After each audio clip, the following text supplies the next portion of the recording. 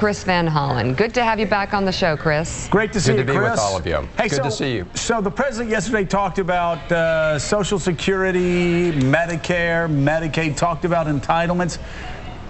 We, of course, have been saying Republicans need to do what has to be done on closing tax loopholes to get revenues in there.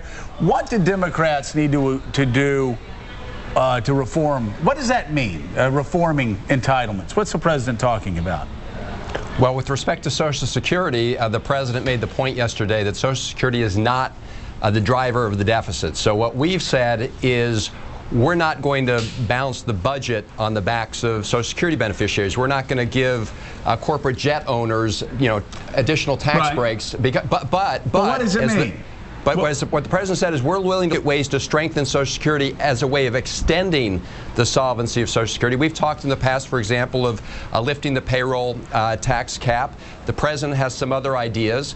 We're willing to give him the space to talk about various ideas if the focus is on strengthening Social Security. And that's what he says he wants the focus to be on. Medicare, we've talked about ways to strengthen the Medicare system, building on some of the reforms in the Affordable Care Act. We've said that Medicare should be able to bargain for prescription drug prices just like the Veterans Administration can. That would mean tens of billions of dollars of additional funds for Medicare. So the key, Joe, and others is the president and the Democrats have said, look, we're willing to talk about these things. And unfortunately, at the end of the day, the Republicans have said we're not willing to close one corporate loophole, not one corporate jet loophole for the purpose of deficit reduction. But listening to you, though, it sounds like what you're saying is you're not going to touch the benefits. You'll raise taxes. You'll raise Social Security taxes.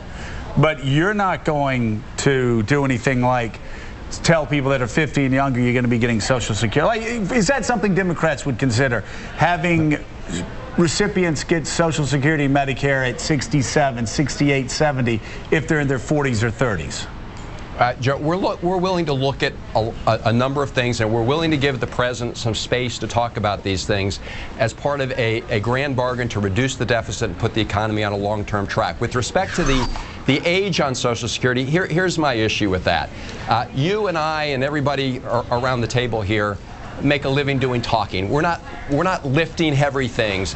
There are ways to say that you. Hold on. Barnacle and I work on the dock. Afternoon. So you can speak for yourself. But go ahead. Your point. Well, fair enough. So I don't think you should take away the choice of people to retire early on Social Security. But if they make that choice, you can say they don't get the same benefits over a period of time. That's already part of the design on Social Security. You can build on that, and that's a way of saving some funds for Social Security. So we're willing to be part of this conversation.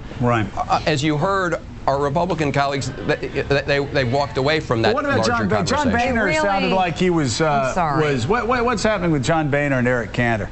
Well, look, I don't want to get the speaker in trouble, but clearly he was willing to make some tough decisions, some compromises, which is what's going to be necessary in order to really get the deficit and debt under control and get the economy moving again. He clearly had his legs cut out from under him by members of his own caucus. We're going to have to leave those politics to their caucus, but it is a huge missed opportunity. I hope they will reconsider. The president's made clear that he's willing to meet them more than halfway. This is a time for them to step up and demonstrate some leadership because, as you said, what's going to happen on August 2nd is not a scare tactic. It's very real and will have a direct impact on Americans in terms of interest rates. With us. Harold. Kurt, good to see you this morning. The president, I interpreted his remarks yesterday slightly different than yours, and I agree with him. Social Security and Medicare, he sounded as if he was talking about it more than a conversation, as if he was willing to make some benefit changes and even some age changes. He didn't say specifically, but I interpret, and I think probably others, at least commentators, that Democrats and the president are willing to take some heat and do some big things, courageous things, and compromise, and Republicans are not. But you seem to be suggesting that maybe that's not the case, that you're just willing to talk about it. What does that exactly mean? Because I think we win the independent vote, put the vote aside, we do the right thing for the country, and politically it benefits us. So what do you mean by Social Security and Medicare? You're willing to have a conversation and perhaps not make some benefit changes? Well, Harold, on Medicare, for example, as you know, in the Affordable Care Act, we began to change the incentives. We had a lot of ideas on the table to say that we need to change and modernize Medicare so that we focus more on the value of care rather than the volume of care, because we need to modernize that program. And what we're also saying is we're willing to give the president the space to have this larger conversation. And what we've seen on the Republican side, and look, Gene Robinson said in his column today, they're not willing to move 1 inch on this. They're not willing to take 1 penny from eliminating corporate tax breaks for the purpose of deficit reduction. Everybody who's looked at this, yourself, the others around the panel, the bipartisan commission, have said you need a balanced approach. And while I don't agree with every detail in Simpson-Bowles, I agree with the overall framework in terms of approach. We've put lots of cuts on the table. You know that. And I agree and with you. what we're saying is that there has to be some revenue in the mix, and it's not just our opinion, it's the opinion of every bipartisan group that's looked at this. And Gene, having said all that, isn't it fair to say also the president and Democrats who are not there yet, who are not as far along as the president in terms of what they want to give, they could have come to the table a lot earlier with this if they were dead serious about it and if it wasn't all political as well? Well, sure. I mean, we could have talked about this 5 years ago, and we wouldn't be in the shape we're in now. No, but I just mean not, you know, 2 days ago. Well, yeah, of course, you know, the president kind of came, and Speaker Boehner just kind of came up with the grand bargain. But yes, your point is well taken that, sure, Democrats could have talked earlier about entitlements.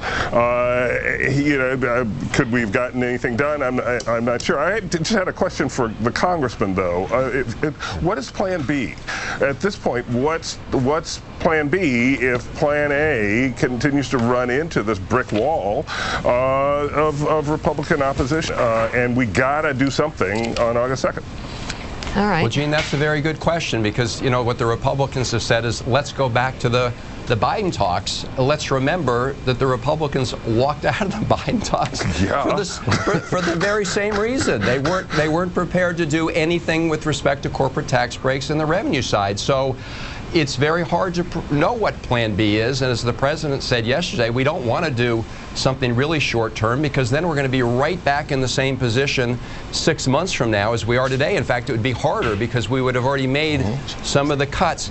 And that's why he's right when he says doing a big deficit reduction deal, something that will really help the economy, both in the short term when he has the payroll tax holiday idea, but also getting the deficit under control in the long term. In many ways, that could be easier than trying to do something small, because you face the same issues, and our Republican colleagues are just refusing to budge on this point of ideological, just total rigidity. But either way, you need to have some revenue in the mix in the long run here. All right, Congressman Chris Van Hollen, thank you so much. It's good to see you. By the way, we just